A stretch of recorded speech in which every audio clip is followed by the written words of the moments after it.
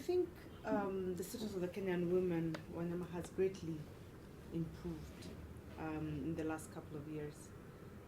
If you look at matters that relate to affirmative action, for example, you will see both in the public sector and in the political sphere that women are quite represented. Public sector, for example, in cabinet, you have 30% women. In the public service, you have over 30% who are women. In parliament, we are at about 26%. Judiciary is way over 35%. And in terms of representation, then you can say women are actually more visible and being heard.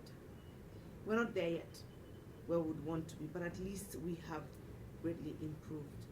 What have been some of the pertinent challenges that as a country, as a women, you faced in a bid to try and attain gender equality movement and also empowerment of women in Kenya?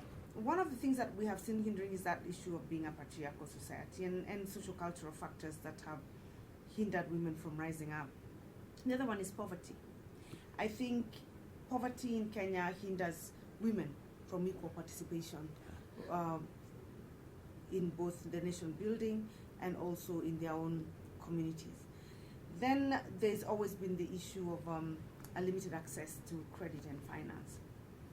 And that again has been one of the major factors that has hindered women's progress. And for us as a government, we have worked very hard to ensure that we're dealing with that, because we've provided a 6 billion shilling fund, which is about $100 million US to support women in enterprise development. We have the Women Enterprise Fund also, and we have the Youth Enterprise Fund, which also supports women in the youth category.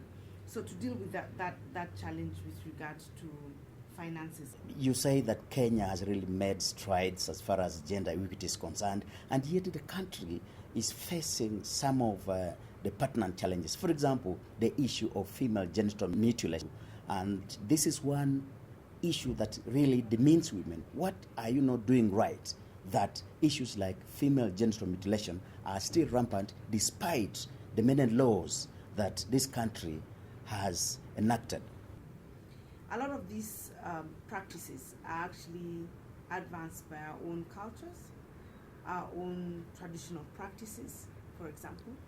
The government can do certain things up to a certain level, but the rest would have to be implemented or made successful because of participation from the public and the citizens. And the FGM, as you rightfully say, is one of those issues. We are a country that has set precedent in ensuring that we have an anti-FGM law, but that hasn't stopped the practice. A lot of the success will come from our change of our practices and cultural practices, and that has to come with a lot of education, a willingness from both the political leaders and the local leaders to partner with government to educate the communities on the challenges, the risks of these practices and how backward these practices are, so that they can actually be persuaded to move from them. So arresting cannot be, it is a deterrent, but it doesn't necessarily stop it. You hold one of the most high-profile portfolios in this country by virtue of being the Minister for Devolution and Planning.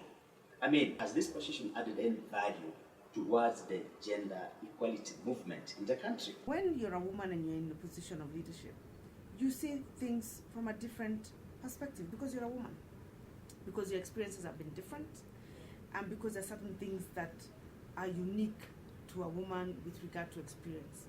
And so we're able to contribute and bring diverse views as women at cabinet level, at policy making level, within the institutions that we run, including even the style of leadership. Women would handle things slightly differently also from men, and they bring in an added value in my view, because it brings a diverse perspectives which then enrich the process of policy making. So I think in that regard, then you end up having policies that are more gender sensitive, If you're passing a budget, it is seen through a gender lens. If you're making policy like the one we've just had, the 30% preferential treatment for women. So how have our position benefited the Kenyan women? I think it's there for everyone to see. You can see a difference in the kind of policies and programs that we're implementing.